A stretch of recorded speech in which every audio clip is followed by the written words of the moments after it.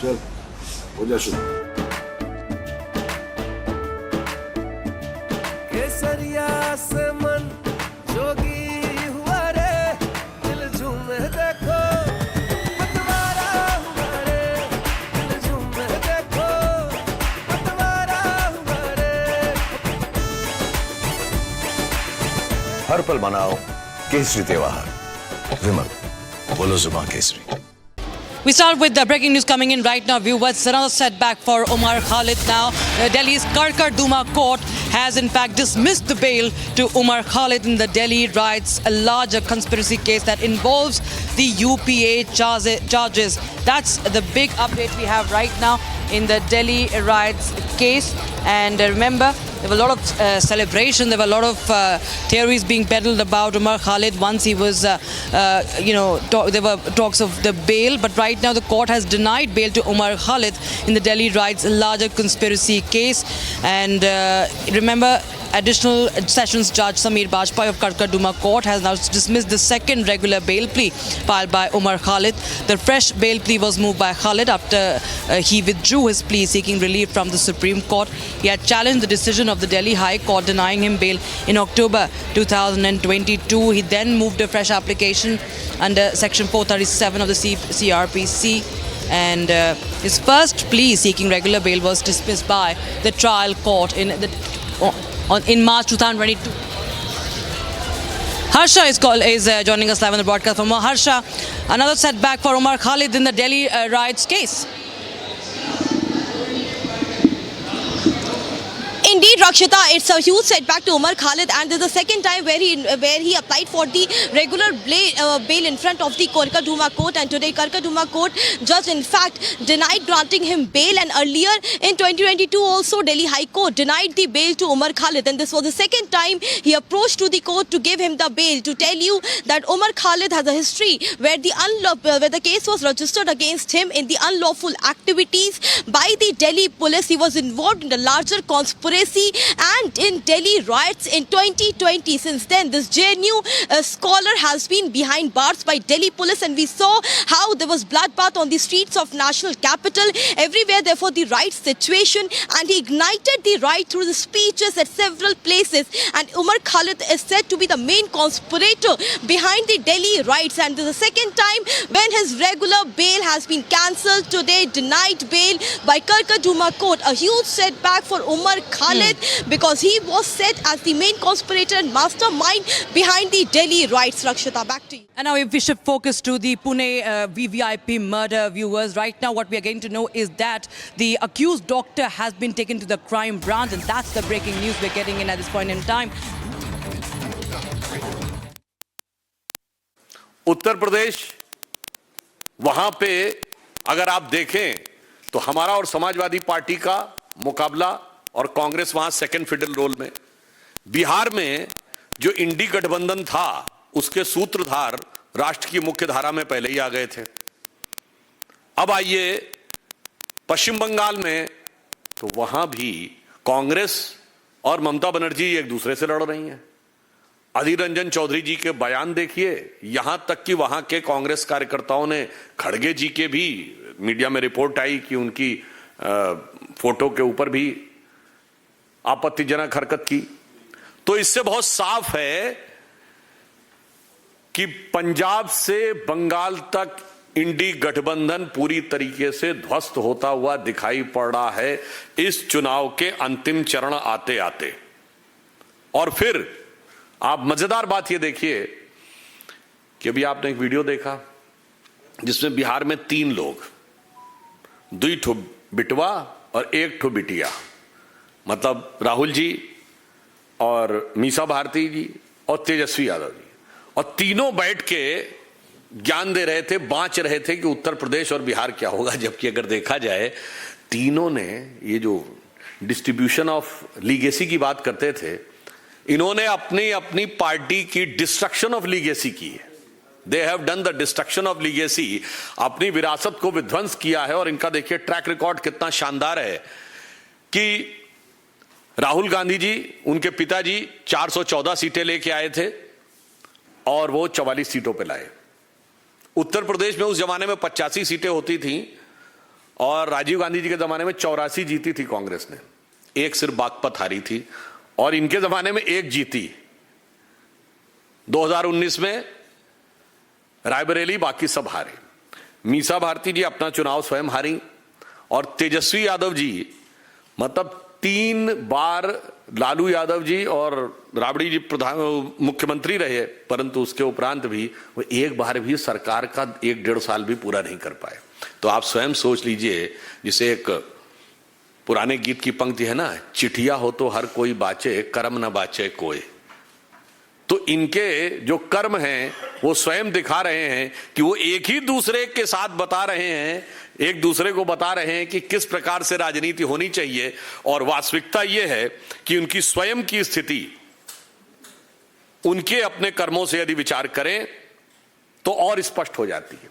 अब आप बंगाल में आइए तो ये मीडिया में खबर आई है कि ममता बनर्जी जी ने बहुत स्पष्ट रूप से कह दिया है कि वो 1 जून को आहूत इंडी गठबंधन की बैठक में नहीं आएंगी, जिसे कहते हैं coming events cast their shadows before, यानी संकेत पहले ही दिखने लगे कि ये पूरा का पूरा गठबंधन किस तरीके से विध्वंस की तरफ जा रहा है।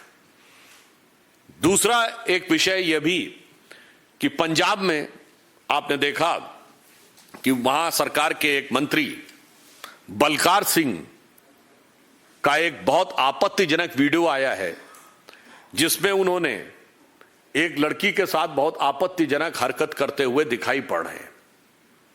आप सोचिए, ये पार्टी वही है जो दिल्ली में अपनी महिला सांसद को मुख्यमंत्री आवास में दुर्व्यवहार करती है और उसके बाद निर्लज्जता के साथ उसका चरित्र हनन करती है, और इसी सरकार का मंत्री पंजाब में इस प्रकार की हरकत करते हुए दिखाई पड़ता है, और उसके बाद भी ये सब लोग अपने मुंह में दही जमाकर बैठे रहते हैं। मुझे लगता है कि पंजाब की जनता इस पूरे विषय को ध्यान में रखते हुए संवेदना के साथ और प्रबलता के साथ इसका सही उत्तर देगी।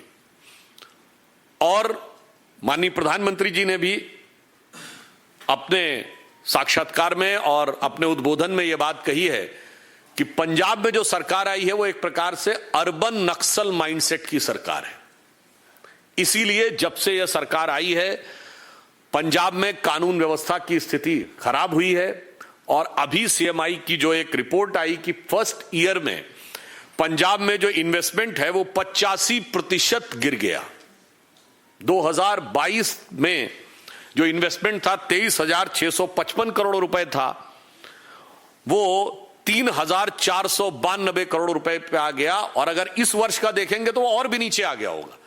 यह दर्शा रहा है कि पंजाब जो उत्तर भारत के सबसे समृद्ध राज्यों में से एक माना जाता था, जहां पर की एंटरप्रेन्योरशिप, इन्वेस्टमेंट और बिजनेस बहुत प्रबलता के साथ बढ़ता हुआ माना जाता था, इस सरकार के आने के बाद संभवतः रीसेंट हिस्ट्री में पंजाब में सबसे गहरी गिरावट देखने को मिली है।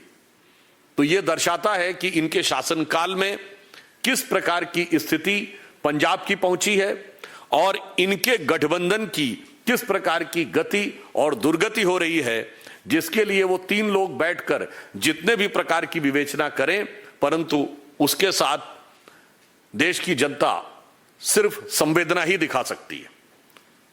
और एक विषय जो लोग बार बार बहुत उठाते थे, पश्चिम बंगाल में हाई कोर्ट ने बहुत स्पष्ट रूप से आरक्षण के विषय के ऊपर मुस्लिम आरक्षण को जिस प्रकार से संवैधानिक प्रावधानों को धता बताते हुए किया गया, उसके ऊपर कोर्ट ने टिप्पणी की थी, परंतु ये लोग संविधान बदलने की बात करते थे, और स्वयं इनका मनोभाव क्या है वो आप चेक कर सकते हैं।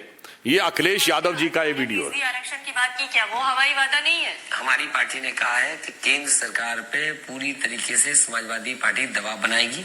समाजवादी पार्टी चाहती है, कांग्रेस पार्टी अगर मुसलमानों को आरक्षण देना चाहती है तो वो आरक्षण आबादी के हिसाब से दे। समाजवादी पार्टी उनके साथ पूरी तरीके से संविधान संशोधन के लिए भी पक्ष में है। मतलब आप समझिए, संविधान संशोधन के पक्ष में हैं, अर्थात जो माननीय प्रधानमंत्री जी कह रहे थे वो इनका मंतव्य है, ये पहले भी लिख भी चुके हैं, कह भी चुके हैं और कर भी चुके हैं, यानी तीनों स्टेप पे काम कर चुके हैं। बहुत स्पष्ट कह रहे हैं कि इसके लिए संविधान संशोधन, इससे पहले एसटी हसन इनके सांसद कह चुके हैं कि संविधान संशोधन करके किया जा सकता है। इसलिए बहुत साफ है कि संविधान निर्माताओं का भाव, सर्वोच्च न्यायालय का भाव, संविधान का मूल भाव, उस सब को वोट बैंक के तराजू पर तौलकर एससी, एसटी और ओबीसी के आरक्षण को दरकिनार करके अथवा यूं कहें कि उसे रौंद कर ये अपने वोट बैंक की राजनीति करना चाहते हैं। इसमें किसी प्रकार का कोई किंतु परंतु नहीं है। कांग्रेस का 2009 का मैनिफेस्टो देख लीजिए, समाजवादी पार्टी का 2012 यूपी विधानसभा का मैनिफेस्टो देख लीजिए, कांग्रेस की सरकार के द्वारा आंध्र प्रदेश में लिया गया निर्णय देख लीजिए, हाल में कर्नाटक सरकार का निर्णय देख लीजिए और अभी अखिलेश यादव जी का यह बयान। इसके बाद सब कुछ दूध का दूध, पानी के पानी की तरह बहुत साफ हो जाता है। यानी अब यह बात बहुत स्पष्ट है कि अपनी अवश्यंभावी पराजय को देखकर पूरी तरीके से इस गठबंधन का अंतर्विरोध सामने आ रहा है, क्योंकि अब उनको लग रहा है ना इलेक्शन तो अंतिम चरण में आ गया, तो उसके बाद तो अपने असली रंग दिखाने वो शुरू ही करेंगे। और मैं एक बात और इन सारे प्रदेशों की जनता से, जहां जहां इन चुनाव बाकी हैं, मैं साफ कहना चाहूंगा कि जब स्पष्ट है कि पंजाब और बंगाल में ये दल आपस में लड़ रहे हैं, तो इनको वोट देना मेरे विचार से बहुत विवेकपूर्ण ढंग से जनता को विचार करना चाहिए, क्योंकि बहुत साफ है कि जब उनके बीच में इस तरीके का संबंध है कि दिल्ली में एक दूसरे से आम आदमी पार्टी और कांग्रेस का प्यार था और पंजाब में जूतम पैजार है, तो आप बहुत साफ समझ सकते हैं कि इनको वोट देना एक प्रकार से अपने वोट को व्यर्थ करना है, क्योंकि उनको मिला हुआ जो भी वोट है वो उनकी आपसी लड़ाई के अतिरिक्त और उसकी कोई सार्थकता नहीं होगी। इसलिए स्पष्ट रूप से अब हमें साफ दिख रहा है कि अंतिम चरण आते आते देश की जनता ने ये सारी बातें देख ली हैं और प्रधानमंत्री श्री नरेंद्र मोदी जी के नेतृत्व में एनडीए और भारतीय जनता पार्टी बहुत शानदार तरीके से जो हमारा लक्ष्य है 400 पार, उसकी तरफ जा रही है और देश की जनता निर्णायक रूप से पूरी भावना के साथ और पूरे समर्थन के साथ उसके साथ खड़ी है। इसीलिए मैं यह पंक्ति कहकर बात समाप्त करता हूं कि राहुल इंडी और घमंडी, राहुल इंडी और घमंडी, सबका संकट एक है, आएगा तो मोदी ही, चूंकि नियत नेक है। धन्यवाद। पहला सवाल ये कि पश्चिम बंगाल की मुख्यमंत्री ममता बनर्जी ने कहा है कि अगर हम सीपीएम को उखाड़ फेंक सकते हैं तो बीजेपी को भी, और दूसरा अरविंद केजरीवाल 7 दिनों के इलाज के लिए जो है उन्होंने राहत मांगी है। देखिए, जो उन्होंने बात कही सीपीएम को, उन्हें ये सोचना चाहिए कि अगर सीपीएम उखड़ सकती है, जो 30 साल रह के सो कॉल्ड साइंटिफिक रिगिंग करती थी, तो वो भी उखड़ सकती है। और ममता जी को ध्यान रखना चाहिए, जब वो सीपीएम से संघर्ष कर रही थी तो भारतीय जनता पार्टी उनके साथ थी और आज वो उसके विरुद्ध हैं। और ये भी याद रखना चाहिए कि समय हम मुख्य विपक्षी दल हैं और तब कांग्रेस से उनको अलग होना पड़ा था। इसलिए ममता जी का वक्तव्य आत्मावलोकन के लिए जरूरी है। The statement of Mamata Banerjee is very much required for the introspection. और अभी तो उनका एक वीडियो आया था जिसमें कि वो अपने को मतलब डिवाइन ही बोलने लगी थी। उन्होंने सब धर्म ग्रंथों का नाम ले दिया था कि ये खत्म हो जाएंगे, मगर ममता जी की गारंटी नहीं खत्म होगी। इसी को कहते हैं विनाश काले विपरीत बुद्धि। पार्टी के वरिष्ठ नेता हैं, वो कह रहे हैं कि कांग्रेस पार्टी बहुत अच्छा चुनाव लड़ी है 2014 और 19 की तुलना में, हम अच्छा लड़े हैं, लेकिन